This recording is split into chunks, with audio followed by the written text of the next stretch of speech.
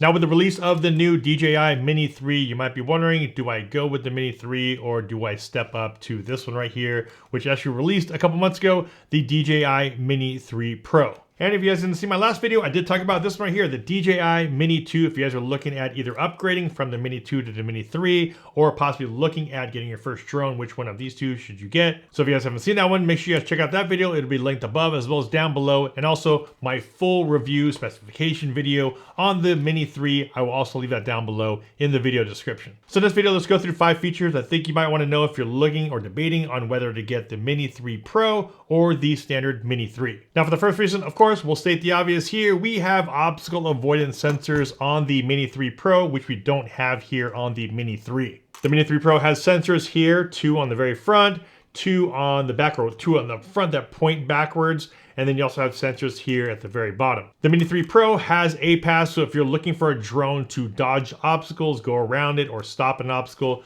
you can do that with the Mini 3 Pro. You're not able to do that on the Mini 3. So if you're the type that you're gonna be flying lower or close to objects and you wanna have that ability to either go around it or have the drone stop, you're gonna wanna move up to the Mini 3 Pro because it does have all of the obstacle sensing. And the next feature we'll talk about is focus track, and we are able to have focus track on the Mini 3 Pro in comparison to the Mini 3 because we do have those obstacle avoidance sensors. If you're like me, a solo content creator, and you're looking to have a drone that can follow you or follow a subject, you're gonna wanna move up to the Mini 3 Pro because it does have focus track. Focus track consists of 3 different things, which is active track, the ability to follow a subject. So you can actually select a subject on screen and the drone will actually follow that subject around.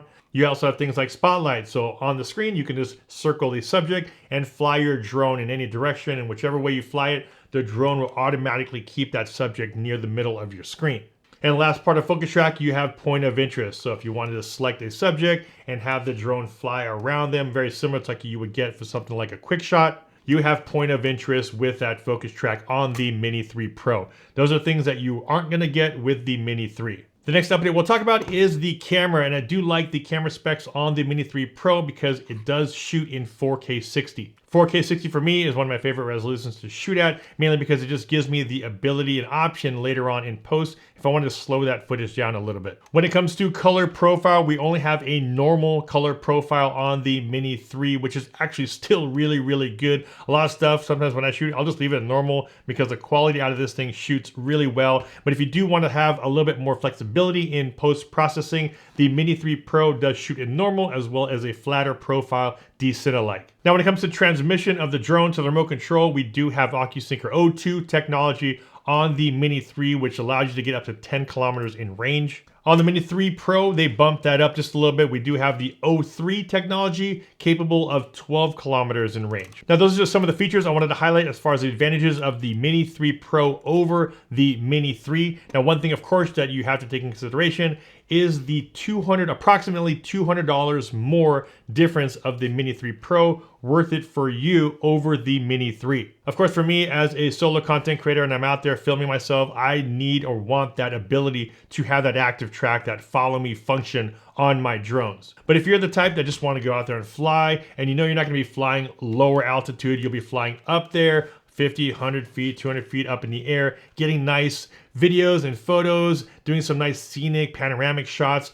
And you don't really need to worry about having obstacle avoidance because you're not going to be hitting or touching anything while you're that high. So if you're the type that's going to be doing those types of shots, a little bit higher altitude, and you don't need obstacle avoidance and aren't going to be flying around people, around things, then I would just go for the Mini 3. If you guys are thinking about getting one of these drones, let me know what your top feature is, what you think you're gonna be needing the most out of this drone. Do you need that active track, or are you just looking at having fun, flying, getting some nice aerial photography, videography at higher altitudes, and you don't really care so much about the obstacle avoidance? As always, if you guys got some value from this video, a big like would be much appreciated. If you guys haven't seen my Mini 3 full review, make sure you guys watch this video right here. And if you're debating between the Mini 2 and the Mini 3, make sure you guys check out this video right over here. This is Ultra Stasio with FlytPath.com. I'll see you guys in the next video.